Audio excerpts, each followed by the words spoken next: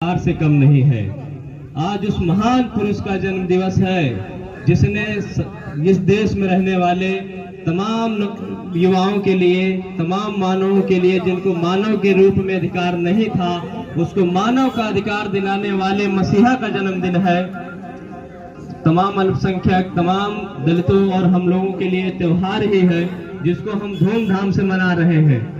आज उस महान पुरुष की ही देन है कि हम मानव की तरह रह पा रहे हैं, उस अधिकार को पा रहे हैं जो हम लोग सैकड़ों हजारों साल जिस अधिकार से वंचित थे, उस अधिकार को प्राप्त कर पा रहे हैं। आज उस व्यक्ति के कलम की ही देन है, संवैधानिक अधिकार को हम लोग पा रहे हैं, उसके बारे में जागरूक हो रहे हैं, शिक्षा पा रहे हैं, स्वच्छ पानी पी रहे हैं, सुविधाओं का लाभ कर पा रहे हैं। उसी मानव का आज जन्म जयंती है। उस मानव ने देश का संविधान बनाया जो दुनिया का सबसे बड़ा संविधान और दुनिया का सबसे बड़ा लिखित संविधान है।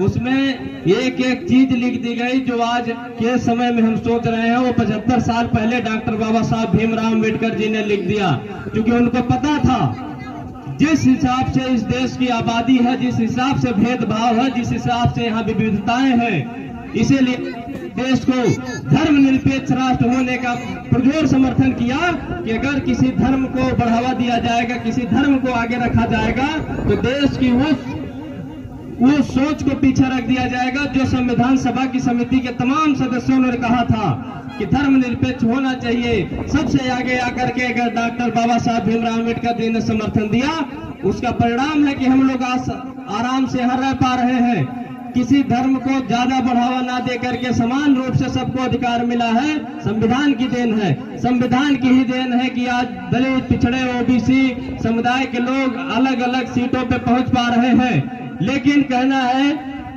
आज 70 साल से ऊपर हो गए देश को आजाद हुए, हम अपने अधिकारों के प्रति सचेत तो जरूर हुए लेकिन पहुंचने में पीछे रह गए। उनका नारा था शिक्षित बनो, संगठित रहो, संघर्ष करो। शिक्षित बनना तो ठीक है, उसके साथ साथ संगठित रहना भी जरूरी है और संघर्ष भी करना जरूरी है, क्योंकि जो सरकारें होती है वो हमेशा आवाज को दबाने का काम करती है, चाहे जो रही हो, कोई भी सरकार रही हो, विपक्ष को कहीं न कहीं वो हमेशा से रही है कि मतलब इनको पीछे किया जाए। अगर अपने अधिकार को आपको लेना है कि और शिक्षित बनने से काम नहीं चलेगा। इसीलिए उस संघर्ष का बहुत बड़ा मतलब है संगठित रहो, क्योंकि एकता में बहुत बल होती है। आप अकेले किसी चीज को रख रहे हैं लेकिन उसी बात को अगर 100 लोग रख रहे हैं तो अलग मायने है, लेकिन अगर 1000 लोग कर रहे हैं, लाख लोग कर रहे हैं, उस बात का बहुत बड़ा अर्थ निकलता है। इसलिए उस